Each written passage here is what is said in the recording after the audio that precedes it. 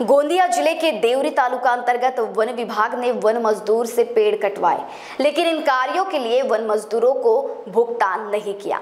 तो वन मजदूरों और जहां सेवा की गई वहां के वन विभाग पर पैसे लेने का आरोप लगाया।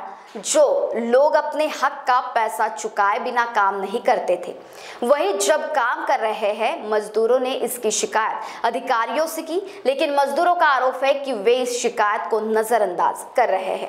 चूंकि इस भ्रष्टाचार में लाखों का भ्रष्टाचार हुआ है, इसलिए आरोप लगाया जा रहा है कि इसमें वन विभाग के कर्मचारी और आरएफओ शामिल हैं। वन विभाग के कुछ कर्मचारियों और इसी तरह वन मजदूरों ने भी इसकी शिकायत की है, लेकिन कोई समाधान नहीं होने के कारण वनकर्मी आज भी अपने हक के लिए पैसों की लड़ाई के लिए लड़ रहे हैं।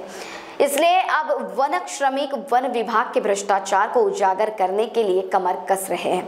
अब सबकी नजर इस बात पर है कि वन विभाग वन प्रमंडल के में व्याप्त भ्रष्टाचार पर कैसे ध्यान देता है और कैसे भ्रष्टाचार को सामने लाता है। जे 5 लोक होतो ना आम्ही ते 6 लोक आहेत तिथे, त्याच्या तो आमच्या कामावर नाही होता, तो त्याच्या खात्यावर पैसे गेलेत, तरी भ्रष्टाचार झालायची चौकशी झाल्या पाहिजे। सर माझं नाव अरविंद राऊत आणि सर आपलं बाउंड्री लाईन वगैरे किंवा किती दिवस झालं सर 20-25 दिवस गेलो की नाही। काय मजुरी होती तुम्हाला? मजुरी पडते सर 400 काही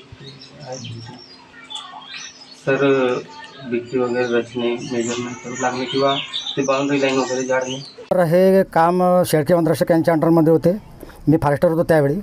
तर यांचे 4 लोकांची एक गँग होती, 5 लोकांची एक गँग होती, एक आरा कटाईवाले होते आणि एक मशीनवाले होते। तर त्याचे बूड कटायचे पैसे दिले नाही म्हणून यांनी तक्रार केली होती।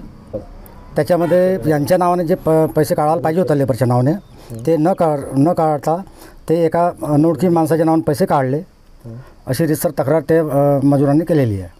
कार्यरत होतो सर त्यावेळेस। मला वनरक्षकांनी सांगितलं का बाबा तू पण असं मास्टर बनवून दे।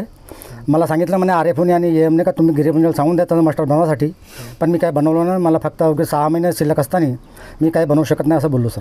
तिथंच झालेलं आहे सर, यात काही शंका नाही, कारण हा भ्रष्टाचार फार मोठा आहे। हा एका बिटाचा नसून अनेक बिटामध्ये होत असते, फक्त एकाच बिटाचा भ्रष्टाचार झालेला आहे। पण आता पूर्ण राऊंडमध्ये रेंजमध्ये जर घेतलं तर मिनिमम 10 बिटा असतात। तर याच्यावर अधिकारी आरएफओ पासून वरपर्यंत सगळे मिलीभगत आहे सर।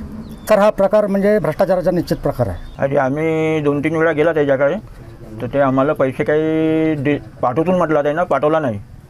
साहेबाला मागलो ना आम्ही एमबी वगैरे, तर एमबी हरवली म्हणून लाट आहे ना, पाठव म्हणला पैसे 15 दिवसात येतील म्हटलं आहे ना, पण 15 दिवसात काही पैसे आले नाही। आणि बूड कटायचेही पैसे आमचे मिळाले नाही। जे मजूर कामावर नव्हते त्या मजुराचे पण ते खात्यामध्ये पैसे गेले। आता एकच आम्हाला तो दिसून आला, पण ते आता आजी आम्ही तर काम केला 5 लोक होतो आम्ही ती मैतेकड्या जंगलाला, आणि त्याचंही नावसुद्धा आहे। तो कामच नाही केला त्यांना।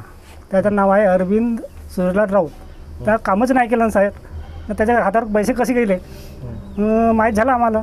तर हे तक्रार केली आम्ही ना, ऑफिसात गेलो, ऑफिसात किती काही आमचा निकाल वगैरे लागला नाही। मग दुसरी तक्रार करण्यात आली। मी पिंके पार्लर राहतो, तो वडेगावला राहत आहे। आम्ही त्याला पण आम्ही एकालाच ओळखतो, जरा त्याला एमबी मागितला तर एमबी बी नाही दिलं त्या शेळके साहेबांना। विचार असा आहे सर, मी इथं झाडा कापायला आले होतो, घनमीटरनुसार दिलेले होते मला। मग सांगितलं का एवढं घनमीटर आहे, 800 काही रुपये सांगितले होते घनमीटर। मग इथं वडेगावच्या जंगलात झाडा कापलो मी।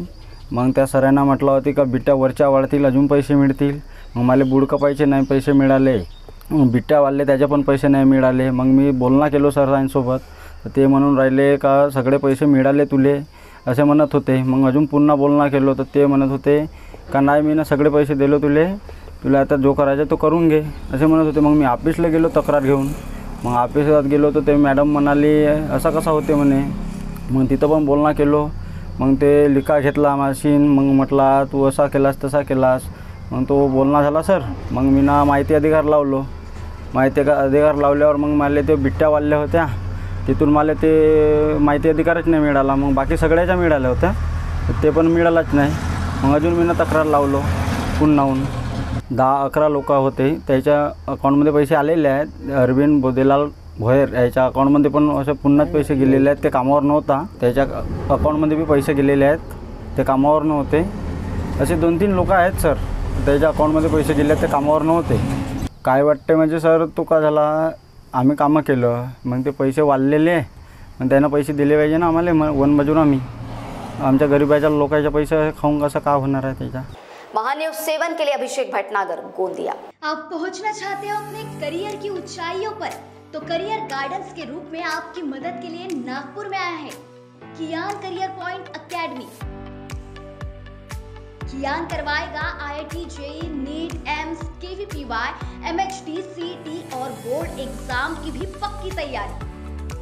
15 वर्षों से भी ज्यादा एक्सपीरियंस टीचर करेंगे आपको गाइड। यहाँ पर आप सिर्फ सीखेंगे नहीं तो समझेंगे भी। Batch start from 10 May. Our address Kiyan career point, block number 2, Omkar Nagar, Besa road near Kala Maruti temple, Jaymant Nagar, Nagpur.